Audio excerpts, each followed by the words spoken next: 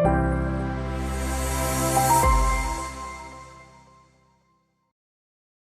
Everyone, आप सब लोगों का स्वागत है हमारे चैनल पे। और आज हमारे साथ हैं संतोष रामानुज जी। चार्टर्ड अकाउंटेंट हैं, सर्टिफाइड वैल्यूअर हैं, प्रोफेशनल हैं और प्रैक्टिस कर रहे हैं काफ़ी टाइम से। साथ ही इन्होंने फाउंड किया है कनेक्टिंग प्रोफेशनल्स। सीए की प्रैक्टिस के बाद इनका जो ओरिएंटेशन था थोड़ा एक सोशल वर्क में भी गया। काफ़ी सारे लोगों को इन्होंने प्लाज्मा डोनेट करने में हेल्प की और मेरे पास भी उस समय जब किसी की रिक्वायरमेंट आती थी तो जनरली मैं इन्हीं का नंबर देती थी, स्पेशली फॉर प्लाज्मा। और आज हम लोग इनसे इनकी जर्नी के बारे में पूछेंगे कि चार्टर्ड अकाउंटेंट बनने तक क्या स्ट्रगल रही, उसके बाद क्या स्ट्रगल रही, उसके बाद प्रैक्टिस सेटअप करने में किस किस तरह के इश्यूज़ आए और फिर कौन सी ऐसी चीज़ें थी जिससे उनका जो ओरिएंटेशन था वो एक सोशल वर्क की तरफ। तो फर्स्ट ऑफ ऑल मैं वेलकम करना चाहूँगी संतोष जी को। और फर्स्ट क्वेश्चन उनसे जो मैं पूछना चाहूँगी वो सीए बनने से पहले तक की जो आपकी लाइफ थी वो कैसी रही। Thank you so much Shefali ji, आपने इनवाइट किया अपने स्टूडियो में। I am very fortunate to be here. तो मैं आपको बताना चाहूँगा कि जो मेरी जर्नी है थोड़ा सा बहुत स्ट्रगल वाला रहा है, जिसमें कि मैं 8 के बाद अपने स्कूल और कॉलेज नहीं गया। मतलब 8 स्टैंडर्ड के बाद मैं एक्चुअली मैं आई एम फ्रॉम पटना, और पटना से मैं पटना कॉलेजिएट स्कूल में पढ़ता था। तो पटना कॉलेजिएट में जो स्कूल थी वो गवर्नमेंट स्कूल थी और उसमें ऐसा नहीं था कि आपको रेगुलर अटेंडेंस चाहिए। तो कुछ ऐसी सिचुएशन हुई फैमिली में कि मैं वर्कशॉप पापा के साथ जाने लगा 8 के बाद, 8 स्टैंडर्ड के बाद। 9, 10th प्लस आईकॉम वहाँ पे किया, प्लस सीए फाउंडेशन तक। मतलब जब तक सीए फाउंड तब तक मैं वर्कशॉप में ही था, और सिर्फ दोस्तों की गाइडेंस और अच्छे टीचर की वजह से मैं साथ में पढ़ाई करता गया, क्योंकि वो बहुत टफ पीरियड था। क्योंकि एक समय ऐसा था कि मैं मैट्रिक भी नहीं कर पा रहा था और अपना करियर वर्कशॉप पे बनाने जा रहा था। तो दोस्तों की गाइडेंस और जो लोग कार बनाने आते थे अपने वहाँ पे बनवाने आते थे, या जितने भी रिच पर्सन थे या जितने पढ़े लिखे लोगों से, उनसे मैं पूछता रहता था हमेशा कि किस तरीके से लाइफ अपने को आगे लेकर आनी है, और क्या लाइफ का क्या मोटिवेशन होता है, क्या अल्टीमेट गोल होता है, सिर्फ पैसा कमाना होता है या फिर एक करियर होता है। तो कहीं ना कहीं उन लोगों के गाइडेंस से मैं फिर पढ़ाई कंटिन्यू रखा, और फिर दोस्तों की मदद से मैं सीए कर पाया। तो आज की डेट में एक न्यूली क्वालिफाइड स्टूडेंट हो, वो अपनी प्रैक्टिस सेटअप करना चाहता है तो उनको क्या उनका अप्रोच होना चाहिए और किन चीज़ों को उन्हें ध्यान रखना चाहिए। मैंने जब क्वालिफाई किया नवंबर 7 में, तो मैंने जॉब किया पहले। मतलब I was work in Indian news channel पे कैटलिक ग्रुप्स, और 3-4 ईयर्स। एक्चुअली क्या है कि मैं जहाँ से हूँ वहाँ फिनेंशियल ऑब्लिगेशन काफ़ी होते हैं। मतलब अपनी सिस्टर को पढ़ाना, घर में शादी कराना, इन सब की ऑब्लिगेशन से था। तो इसलिए प्रैक्टिस इनिशियली सेट करके आपको अर्निंग मुश्किल होती है थोड़ा। तो मैं जॉब स्टार्ट किया और 3-4 साल तक जॉब किया। जो फिनेंशियल ऑब्लिगेशन थे वो कंप्लीट हुए तब। और एक लेवल पे काम करने के बाद, आप जैसे एक काम करने में आपको एक कॉन्फिडेंस आता है, now you can come into practice. और उस प्रैक्टिस को स्टार्ट करने के पहले मैंने 1 साल पहले से स्टार्ट की उसकी वर्किंग, कि आपको कैसे क्लाइंट पुश करना है, कहाँ पे ऑफिस रखना है, किस तरीके से क्लाइंट रखना, कौन से फील्ड में जाना है आपको, और उसकी वर्किंग कैसे होती है, उसको कैसे बिलिंग करते हैं, उसको कैसे पिच करते हैं, क्लाइंट से कैसे बात करना होता है, कैसे प्रपोजल भेजा जाता है।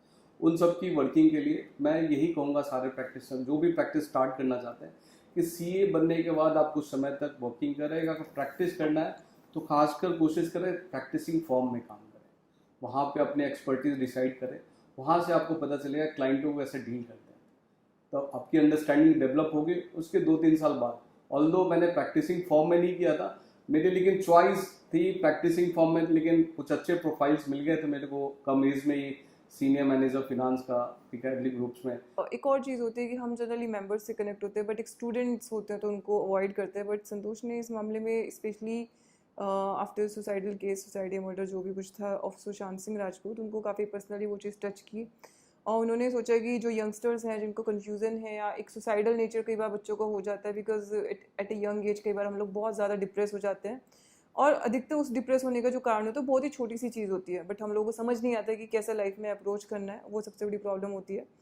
तो उसके बाद उन्होंने एक काउंसलिंग स्टार्ट की स्पेशली फॉर द जो यंगस्टर्स हैं, जो बच्चे हैं नई एज के होते हैं, जिनको समझ नहीं आ रहा होता, छोटी छोटी चीज़ों से बहुत परेशान हो जाते हैं, उनके लिए। तो वो आपकी जर्नी पूरी कैसी रही और आपका मतलब क्या उसके पीछे आपका थॉट प्रोसेस था उसको शुरू करने का। मैम देखो, इसके पीछे 2 रीज़न है। एक तो आज मैं जहाँ हूँ वो गाइडेंस की वजह से, क्योंकि वर्कशॉप में काम करने वाला बंदा कहाँ सीए बन पाता है।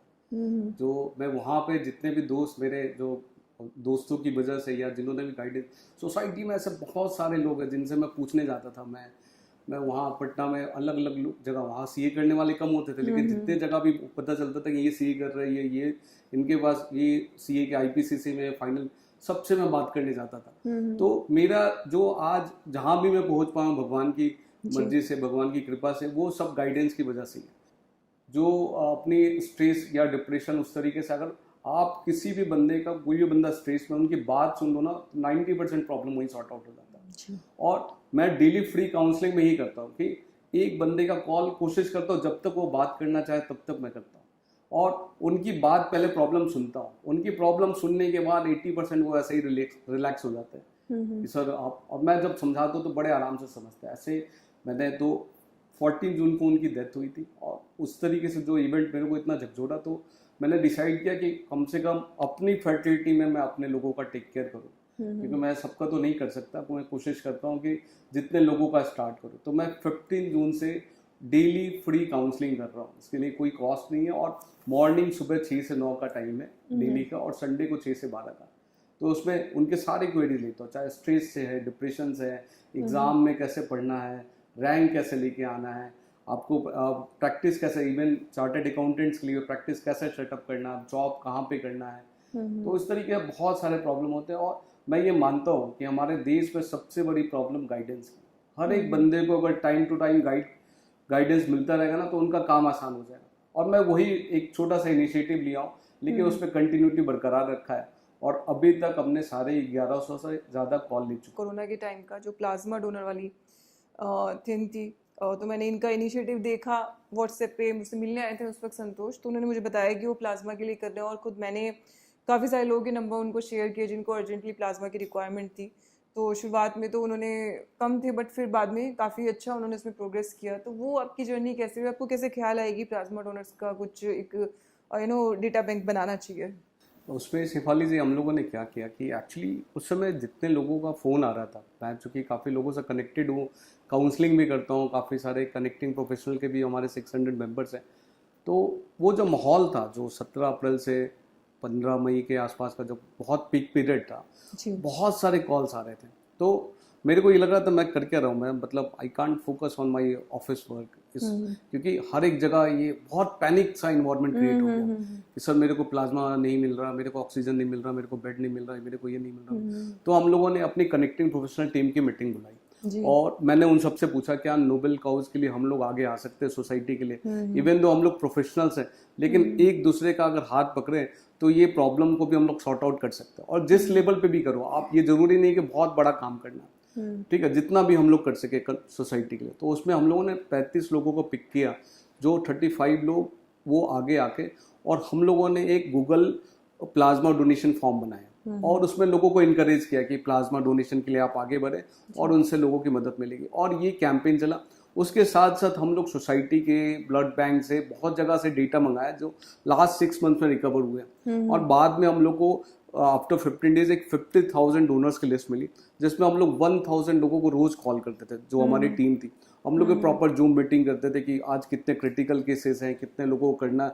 और क्रिटिकल हम लोग डिसाइड कर रखा था कि प्रेग्नेंट लेडी को सबसे पहले प्रायोरिटी दो, कि एक साथ 2 जान हम लोग बचा सकते हैं।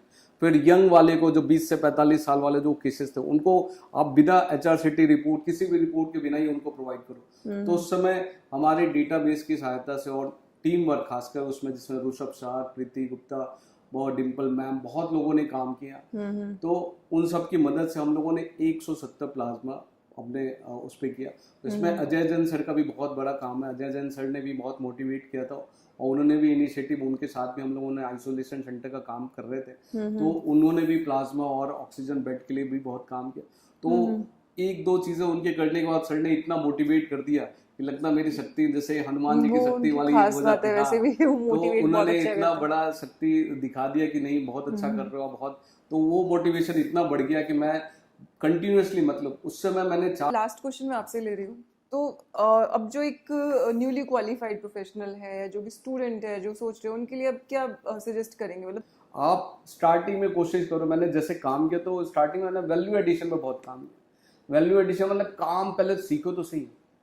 आपने ट्रेनिंग में काम किया एज ए ट्रेनर, मतलब आप एज ए जूनियर काम किया, अब आपको एज ए टीम लीडर काम करना है, तो पहले वैल्यू एडिशन लेके आइए। आप डिजर्विंग अपने आप को बनाइए।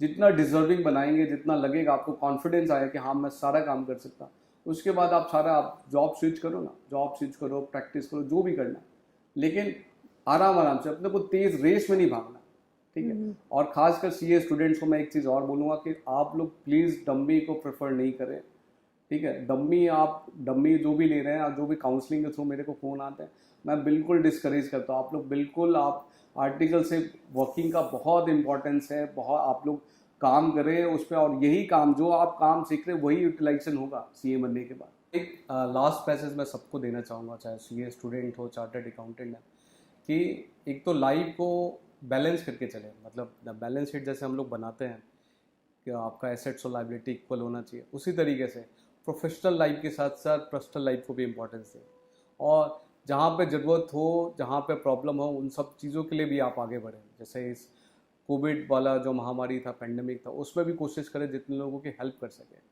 हम लोग जितने लोगों की हेल्प कर पाएँ, जिस तरीके से भी हेल्प कर पाएँ, वो उस तरीके से समाज सुंदर होता जाएगा, एक हेल्पिंग हैंड इन्वायरमेंट क्रिएट होगा। और कोई बहुत बड़े महात्मा आके ये सब काम नहीं करते, हमारे जैसे ही लोग स्टार्ट करते हैं। आप लोग सब लोग मिलकर अगर स्टार्ट करें ना, तो पूरी सोसाइटी के प्रॉब्लम बहुत बहुत छोटी हो जाएगी। तो और मैं साथ में ये भी बोलूँगा कि आप लोग फोकस रहें, काम करें अच्छा से, और खुश रहें हमेशा। मैं सारे काउंसलिंग वाले बच्चों को बोलता हूँ, जिनको भी कॉल आता है, कि खुश रहना सबसे ज़्यादा ज़रूरी है। खुश रहें, पॉजिटिव रहें, और F5 बटन जैसे कंप्यूटर में हम लोग यूज़ करते हैं रिफ़्रेश करने के लिए, जिससे कैचे मेमोरी डिलीट हो जाता है, सिस्टम बहुत अच्छा से काम करने लगता है। उसी तरीके से हमारे बॉडी में स्माइल जो है वो F5 बटन है। तो उसी तरीके से स्माइल रहे, खुश रहें, बहुत सारे आइडिया जिसी के थ्रू आते हैं, और एक स्माइल का इन्वायरमेंट भी क्रिएट होता है। तो खुश रहने से ही आपकी 90% प्रॉब्लम सॉर्ट आउट हो जाएगी। Okay, thank you so much. सारे इंपॉर्टेंट पॉइंट्स थे जो संतोष जी ने आपके लिए सम अप किए, एंड आई थिंक आपके लिए काफ़ी यूज़फुल रहे होंगे। जितनी कम चीज़ों के लिए आप डेडिकेटेड रहते हैं लाइफ में, उतना आपके लिए अच्छा है, और जितना ज़्यादा फोकस रखेंगे उतना आपके लिए अच्छा है। तो आई होप ये वीडियो आपके लिए काफ़ी यूज़फुल रहा होगा। तो इसी के साथ हम लोग आज का सेशन क्लोज कर लें। Thank you so much.